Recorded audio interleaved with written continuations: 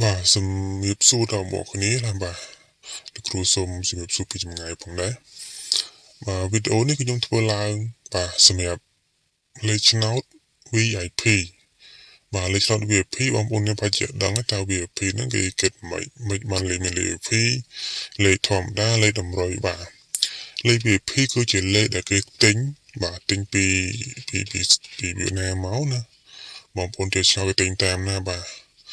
យើងទិញតាម website របស់ 24VN ឬក៏ website ដែលគេផ្សាយពាណិជ្ជកម្មជាមួយនឹងឆ្នោតនោះតែម្ដងដោយសារស្រុកខ្មែរយើងគឺអត់ទាន់មានចូលមើលបានទេដោយសារយើងអ្នកខ្លះក៏អត់ដឹងថាចូលមើលរបៀបមិនទេទោះតែយើងប្រើនៅ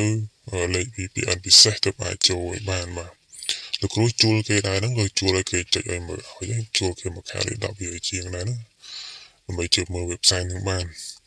ប៉ុន្តែលោកគ្រូមានលេខពិសេសគឺលោកគ្រូបានទិញហ្នឹងក៏គ្រូមិនទិញតែឯងដែរគឺទិញជាមួយនឹងក្រុម VIP ដោយសារយើងចូលលុយគ្នាម្នាក់ទីទៅគឺមួយខែហ្នឹងគេយក50រៀលបាទថោកបងប្អូនថោកមែនទែនហើយនៅខ្លះគេជិះទុំពាន់គឺមកទឹកក៏ឲ្យត្រូវមួយលេខអញ្ចឹងណាតែគេត្រូវច្បាស់របស់គេតែលោកគ្រូទិញមកនេះគឺក៏ច្បាស់ដែរណាដោយសារខែ7ហ្នឹងបាទខែ7ហ្នឹងគឺត្រូវ2លេខហើយបាទត្រូវ2លេខហើយឲ្យទៅ2លេខហើយចឹងដោយសារមួយរយៈនេះលោកគ្រូបានចេញជាវីដេអូ VIP ទេសម្រាប់លេខ VIP នេះ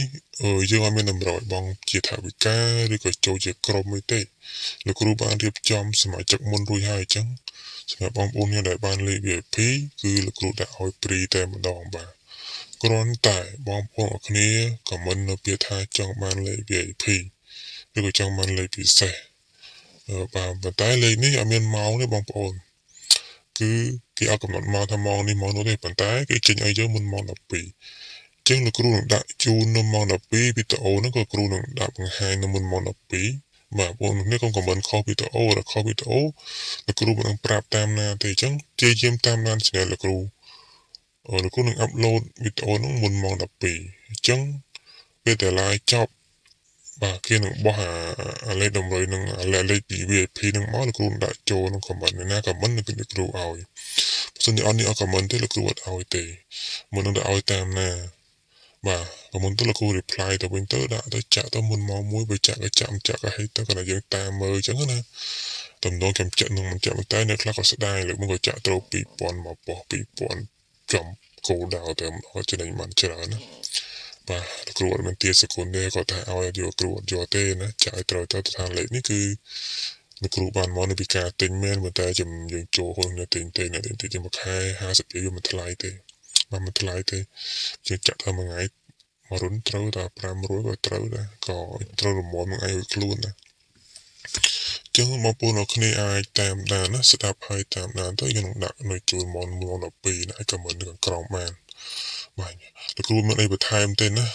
លោកគ្រូសូមជម្រាបលាតែប៉ុណ្្នឹងសិនណាបង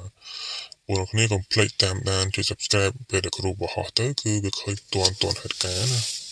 បាទសូមអរគុណសូមគម្រាបលាណា